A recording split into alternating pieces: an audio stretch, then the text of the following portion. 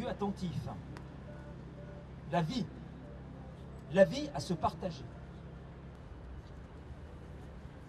Plus le même homme, sans certain regrettant le calme, c'est se laisser embrasser.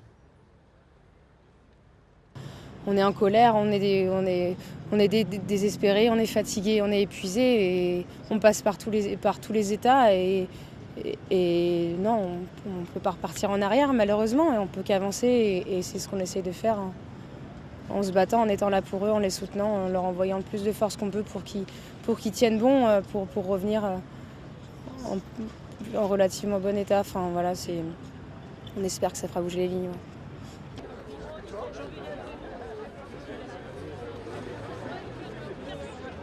Personne ne se rend bien compte de ce qui se passe dans leur prison, même pas nous, parce qu'ils sont incapables de nous le dire.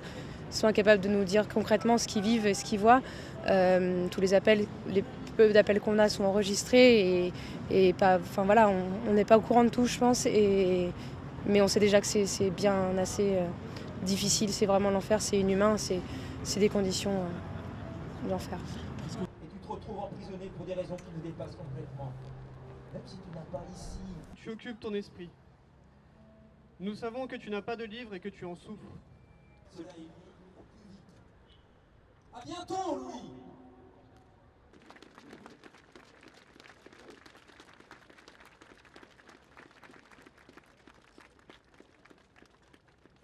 Voilà, ça faisait des années qu'elle nous parlait de l'Iran, que ses collègues d'histoire géo qui avaient visité le pays revenaient avec des images magnifiques plein la tête. Et voilà, elle avait vraiment envie de découvrir ce pays.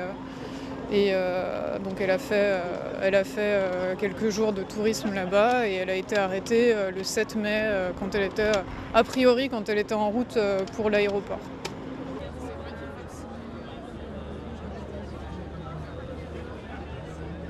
Elle nous manque terriblement, on est super inquiet, de ce qu'elle vit, on est super inquiet de l'état dans lequel elle doit être, l'état psychologique, l'état physique, enfin c'est terrible, c'est terrible. On sait que, comme mes frères vous l'ont dit, on sait qu'elle n'a pas de livre, donc elle a pas de quoi occuper son esprit en fait, jamais.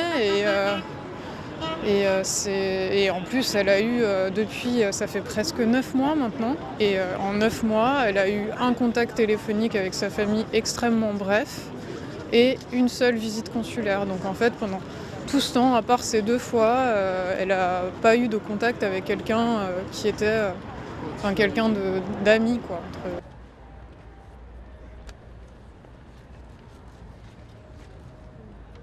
Des passages inévitables, fugitifs. Je m'y perds.